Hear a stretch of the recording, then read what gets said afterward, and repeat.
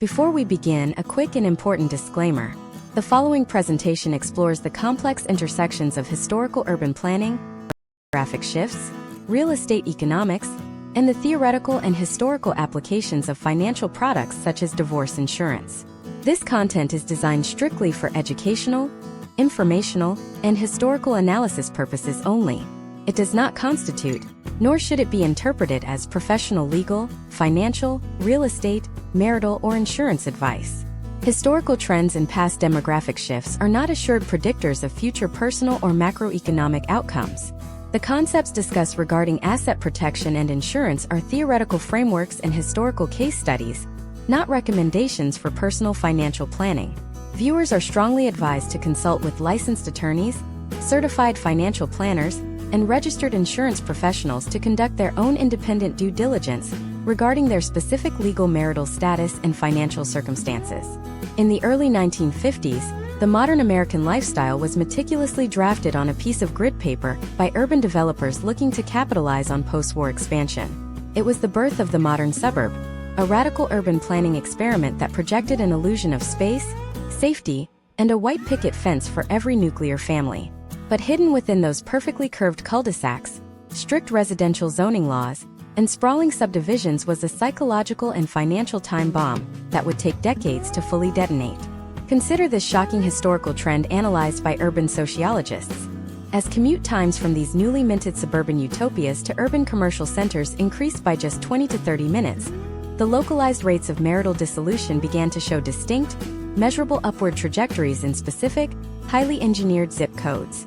Urban planners did not just build houses, they built isolation directly into the asphalt. They systematically stripped away communal gathering spaces, mandated absolute car dependency, and created a localized financial ecosystem where a single family was entirely responsible for an overwhelming infrastructure of private property. What we are about to explore is a controversial and largely hidden narrative in American economic history. The very design of our cities and suburbs, the physical geography of where we are legally permitted to live, work, and shop, has historically weaponized financial strain against the legal institution of marriage. Let us dive deep into the architecture of this isolation. When you look at the master blueprints of mid-century developments like Levittown, New York, or the sprawling disconnected tracts of Los Angeles County, you are not merely looking at residential housing construction. You are looking at a deliberate demographic isolation strategy, driven by specific economic incentives. The total elimination of mixed-use zoning meant that the spontaneous social safety nets, the walkable corner stores, and the localized community centers of the early 20th century urban neighborhood evaporated entirely.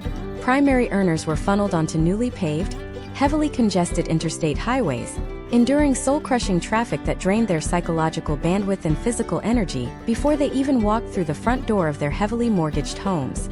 Meanwhile, the domestic partners were often marooned in sprawling residential zones with absolutely no walkable commercial infrastructure, creating an environment of profound psychological isolation and hyperdependency on the automobile.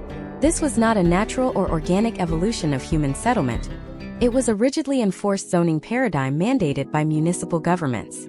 And this paradigm required massive, unprecedented levels of consumer debt to simply participate in society. The suburban model mandated the immediate purchase of automobiles, lawnmowers, home appliances, and the homes themselves, usually financed through 30-year instruments that locked families into a relentless, unforgiving cycle of capital production and endless consumption.